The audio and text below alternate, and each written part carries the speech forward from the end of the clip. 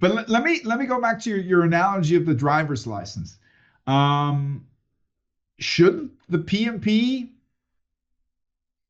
be a solid indicator that you can drive a car?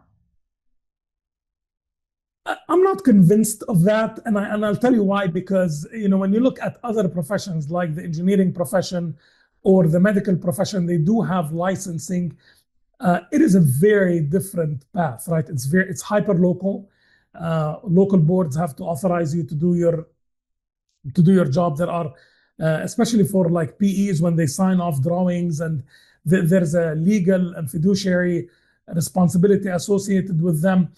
Project management almost operates in a diagonal, whereas it's not a profession that you apply on an individual kind of basis, like a doctor, for example. So I'm not Mark's project manager interacting with you one-on-one from the perspective of a consumer perspective, and I'm not necessarily alone leading the building of a construction site that requires that type of certification. It's an interesting concept.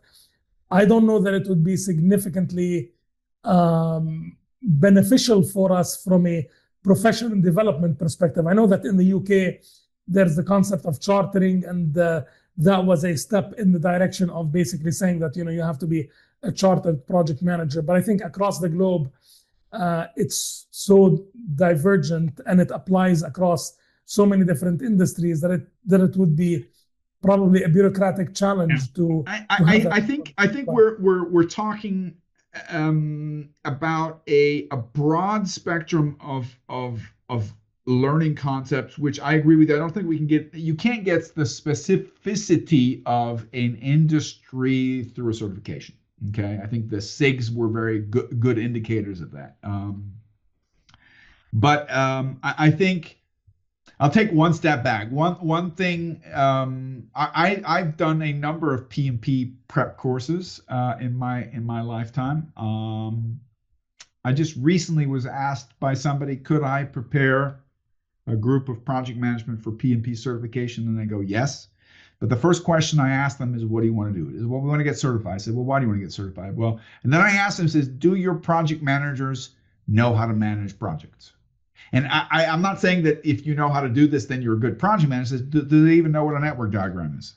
Not that knowing what a network diagram defines whether you're a good project manager, but it's one thing to memorize a network diagram and a Gantt chart and a configuration management plan and a change management plan and what different types of contracts are out there. But this is what I always tell my clients. I says, you know what? You need to differentiate. Do you want to learn project management? Do you want your team to be able to go out there and use the methodologies and know how and when to apply them so that you get acceleration in your project? That's one course.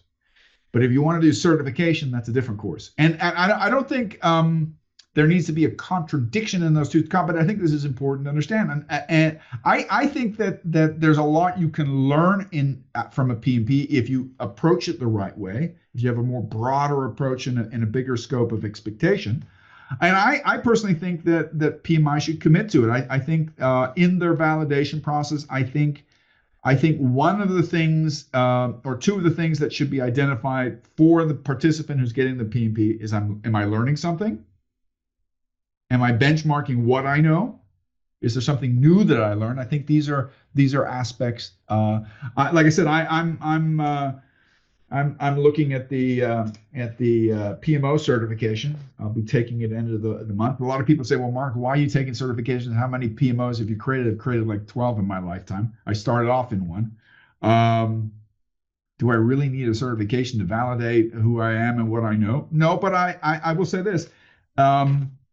First time I came across, I've seen a lot of standards, and most of the standards I've seen, I looked, I yawned, and I said, listen, this is not worth the paper that it's written on. It's boring. It's very one-sided. It's missing a bunch of different factors. But hats off. I had America Pinto on my podcast a couple months ago.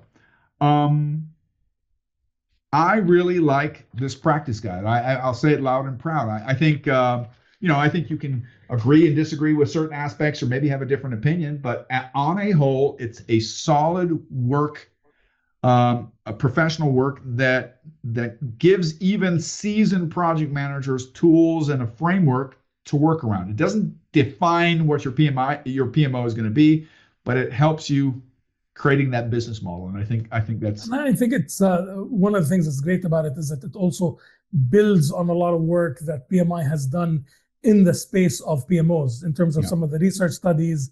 And as you said before, when you engage a broad swath of practitioners who are in the field to build such a standard, the power of their joint ideas based on their expertise really brings it out. I like the concept.